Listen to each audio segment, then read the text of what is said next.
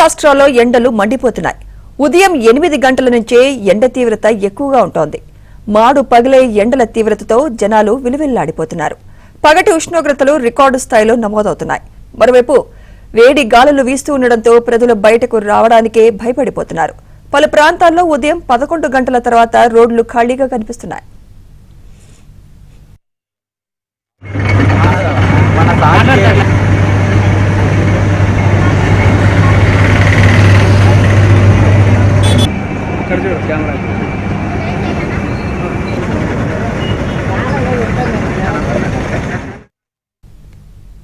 ఎండల తీవ్రత రోజురోజుకు పెరుగుతూ ఉండడంతో ప్రజలు తగిన జాగ్రత్తలు తీసుకోవాలని వాతావరణ శాఖ అధికారులు సూచిస్తున్నారు. అత్యవసరమైతే తప్ప మధ్యాహ్న సమయాల్లో బయటకు రావద్దని సూచించారు. ముఖ్యమైన పనులుంటే ఉదయం సాయంత్రం వేళ్లలో చూసుకోవాలని చెబుతున్నారు. మధ్యాహ్నం వేళలో బయటకు వస్తే మంచినీరు, కొబ్బరి నీళ్లు, మజ్జిగ, ఓఆర్ఎస్ వంటివి తాగాలని సూచించారు. డీహైడ్రేషన్ సమస్య తలెత్తకుండా తరచూ మంచినీరు తాగాలని కోరారు.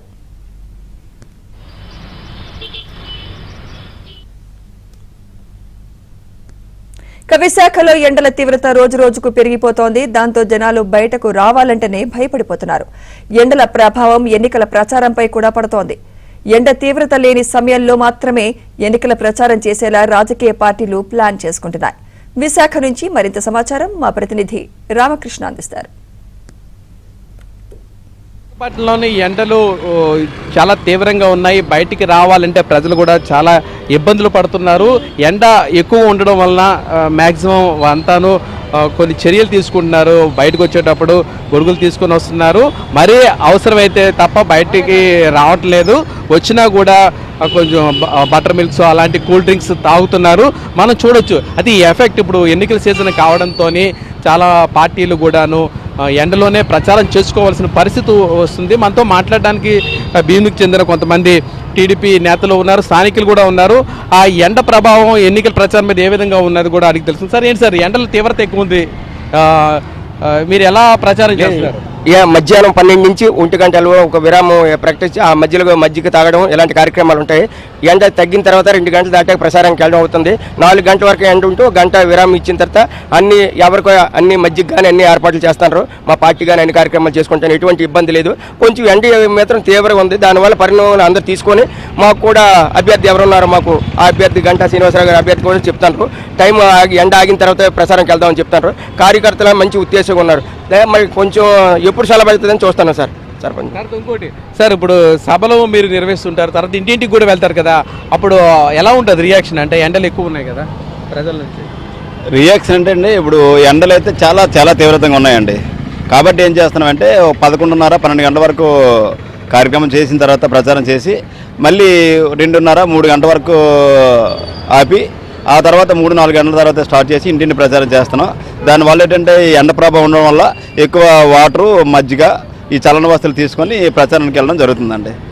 కానీ మీరు ప్రచారానికి వెళ్తున్నప్పుడు కూడా అక్కడ ఉన్న ప్రజలను కూడా మీరు కలుస్తుంటారు, వాళ్ళు మీ దగ్గరికి వస్తుంటారు, మీ సభలకి. వారికి కనీసం అంటే మౌలిక సదుపాయాలు అంటే మంచినీళ్ళు అలాంటివన్నీ ఏర్పాటు చేస్తున్నారు, బటర్ మిల్క్ అవన్నీ బండి ఏర్పాటు చేస్తున్నాం అండి. అంటే మామూలుగా వెళ్ళినప్పుడు ఏంటంటే ప్రజలకి మంచినీళ్ళు అవన్నీ ఏర్పాటు చేస్తున్నాం.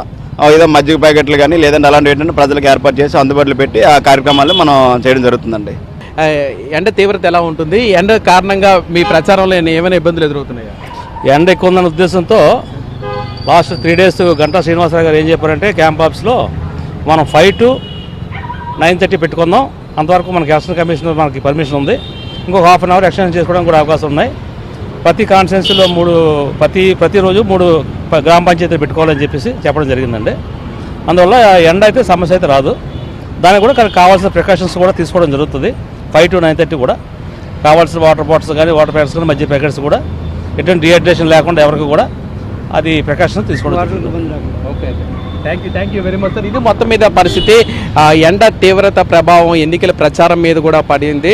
అందువల్ల ఎండ సమయంలో కాకుండా ఎండ తీవ్రత తగ్గిన తర్వాత సాయంత్రం సభలు అలాంటి నిర్వహిస్తున్నామని ఎన్నికల ప్రచారం కూడా మ్యాక్సిమం ఉదయం 10-11 గంటలకు కంప్లీట్ చేస్తున్నాం. ఈవినింగ్ మళ్ళీ 5 గంటల నుంచి స్టార్ట్ చేస్తున్నామని.